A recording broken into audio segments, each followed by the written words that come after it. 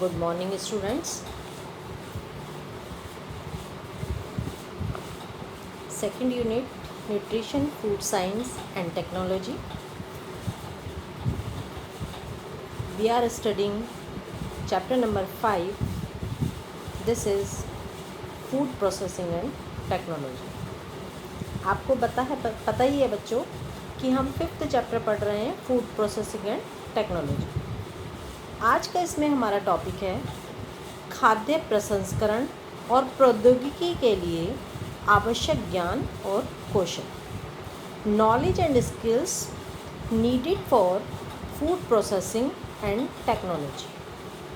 जो हमने food preservation हम पढ़ रहे थे, फूड प्रोसेसिंग जो हम पढ़ रहे थे, उस फूड प्रोसेसिंग को जब हम फूड प्रोसेस करेंगे, फूड प्रोसेस करने के लिए हमारे अंदर कौन कौन सी नॉलेज और कौन कौन से स्किल्स, कौन कौन सा हमें ज्ञान होना चाहिए किन किन बातों का, और कौन कौन से हमारे अंदर कौशल होने चाहिए, वो हम इस टॉपिक के अंतर्गत पढ़ेंगे. क्या पढ़ेंगे कि हमारे अंतर्गत फूड का जो प्रोसेस है, फूड को प्रोसेस करते समय कौन कौन सी नॉलेज और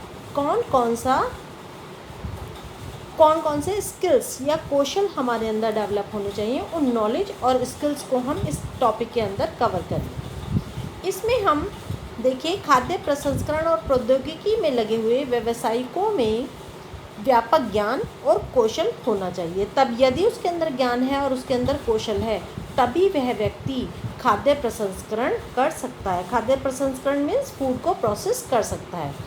निम्नलिखित में हम 3 स्तरों पर खाद्य पदार्थों का वर्गीकरण कर रहे हैं. कौन कौन से स्तर हैं वो हमारे, सबसे पहले हम कच्ची सामग्री के रूप में खाद्य पदार्थ पढ़ेंगे कि जब हम कच्ची सामग्री के रूप में खाद्य पदार्थ को प्रोसेस करें तो हमारे पास उनके अंदर कौन कौन सी नॉलेज होनी चाहिए उस व्यक्ति के अंदर और कौन कौन से कौशल होने चाहिए. दूसरा हम पढ़ेंगे खाद्य उत्पादन विकास means cooked food. Cooked food जो होता है हमारा पका हुआ खाद्य पदार्थ, उसको यदि हम प्रोसेस कर रहे हैं तो उसके लिए हमारे अंदर कौन कौन से ज्ञान और कौशल होने चाहिए. और थर्ड होता है रेसिपी विकास. ये हम 3 पॉइंट इसके अंदर कवर अप करेंगे और तीनों पॉइंट्स के बारे में देखेंगे कि यदि हम फूड प्रोसेस कर रहे हैं तो फूड प्रोसेस करते समय कौन कौन सा ज्ञान और कौशल होना आवश्यक है. चलिए अब देखते हैं हम सामग्री के रूप में खाद्य पदार्थ. ये इट मीन्स यहाँ पर हमने 3 पार्ट लिए हैं. कौन कौन से पार्ट हैं? सबसे पहला पार्ट है हमारा कच्ची सामग्री वाला, सेकंड पार्ट है हमारा कुक्ड फूड यानी कि पका हुआ खाद्य पदार्थ, और थर्ड है हमारा रेसिपी विकास. इन तीनों को हम यहाँ पर कवर करेंगे कि तीनों के लिए कौन कौन से ज्ञान और कौशल होने चाहिए. सबसे पहले आते हैं कच्ची सामग्री के लिए. इसमें देखिए खाद्य पदार्थ की प्रकृति और गुण. सबसे पहले यदि हम कोई भी कच्चा पदार्थ स्टोर कर रहे हैं, प्रोसेस कर रहे हैं, तो उसके बारे में हमें उसकी प्रकृति और गुण के बारे में हमें पता होना बहुत आवश्यक है. फिर है पोषक मात्रा और उसका विश्लेषण कि जिस खाद्य पदार्थ को हम प्रोसेस कर रहे हैं उसके अंदर कितनी मात्रा में कितने पोषक तत्व हैं, ये हमें ज्ञान होना आवश्यक है. फिर है खाद्य पदार्थों की कीमत कितनी है. जो हम कच्चा खाद्य पदार्थ स्टोर कर रहे हैं वो कीमती है या फिर ज़्यादा कीमत वाला है, कम कीमत वाला है या मध्यम कीमत वाला है, ये हमें पता होना चाहिए.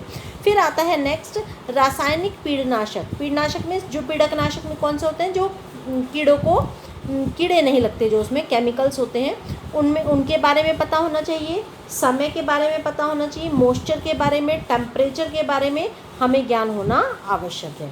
फिर आता है गुणवत्ता वाले खाद्य पदार्थ. गुणवत्ता वाले खाद्य पदार्थ के उत्पादन के लिए कच्चे खाद्य और संगठक, जो भी हम उसमें संगठक यूज़ कर रहे हैं, उनकी गुणवत्ता के आकलन का ज्ञान हमें होना आवश्यक होता है.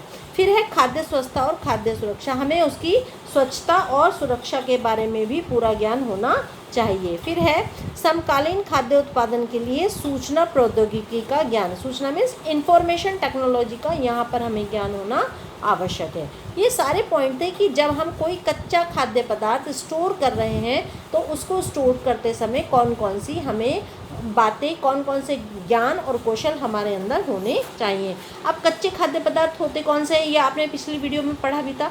जैसे हम मटर स्टोर कर रहे हैं, ठीक है, गेहूँ स्टोर कर रहे हैं, ये सब कच्चे हैं जिन्हें हमने कुक नहीं किया है, पकाया नहीं है. अब सेकंड आते हैं हमारे कुक्ड फूड या फिर पके हुए खाद्य पदार्थ। खाद्य उत्पादन विकास में इसमें देखिए बड़े पैमाने पर खाद्य उत्पादन के लिए खाद्य पदार्थ तैयार करने और पाक क्रिया कौशलों का ज्ञान होना आवश्यक है कि कौन सी मेथड से उस भोजन को कुक किया गया है, ये हमें पता होना चाहिए। फिर है उत्पादन, विनिर्देशन और उसका परीक्षण करने का हमें ज्ञान होना आवश्यक है कि हम उसका टेस्ट भी कर सकें, उसको हम देख सकें कि वो कितने समय बाद खराब हो रहा है। नेक्स्ट है फिर विश्लेषण, विवरण के अनुसार खाद्य पदार्थ की गुणवत्ता नियंत्रण का प्रेक्षण और मापन। हम उसको एनालाइज करके भी देख सकें कि उसकी जो क्वालिटी है वो लंबे समय तक रखने के बाद ख़राब तो नहीं हो रही है। ऐसा तो नहीं है कि हमने उसको रख दिया लेकिन उसकी क्वालिटी डाउन होती चली जा रही है। संबंधी विधियों का द्वारा आकलन मीन्स उत्पादित जो भी हमने खाद्य पदार्थों का जो भी हैं उनका परीक्षण करके देखेंगे, टेस्ट करके देखेंगे कि यदि उसका टेस्ट वैसा ही बना हुआ है स्टोर करने के बाद या उसके टेस्ट में कोई परिवर्तन आ गया है। नेक्स्ट है प्रौद्योगिकी पद्धतियाँ और विनिर्माण तंत्र तथा उसका नियंत्रण, विपणन योग्य नियंत्रण और उसका नियंत्रण। प्रौद्योगिकी जितनी भी हमने उसमें टेक्नोलॉजी मेथड्स यूज़ करे हैं उसके ऊपर उसमें कौन किस तरह से उसको कंट्रोल किया जा सकता है ख़राब होने से, ये भी आप देखेंगे।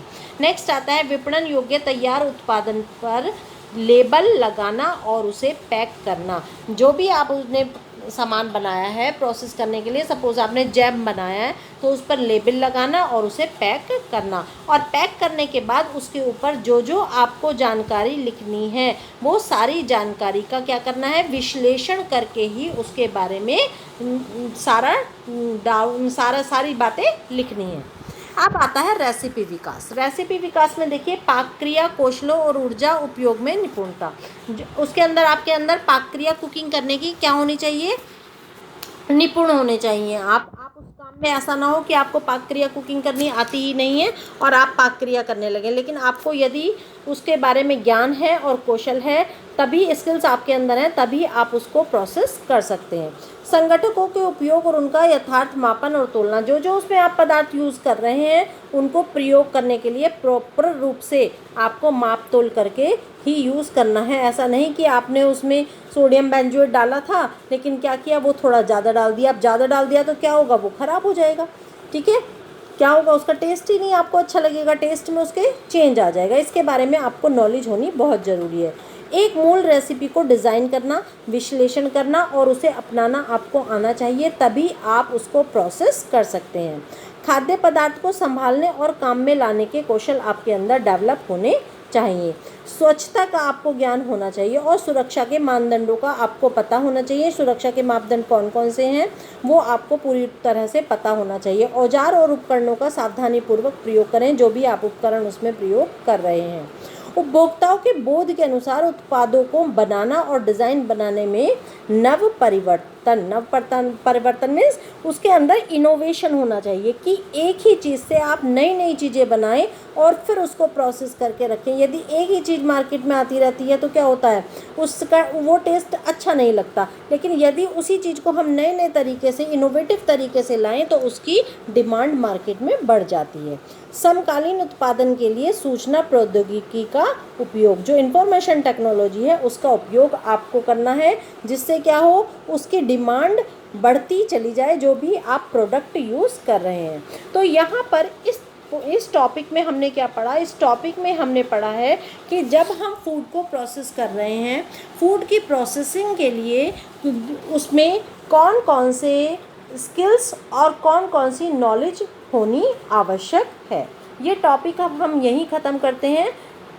ठीक है बच्चों, नेक्स्ट टॉपिक नेक्स्ट वीडियो में कवर करेंगे। थैंक यू बच्चों।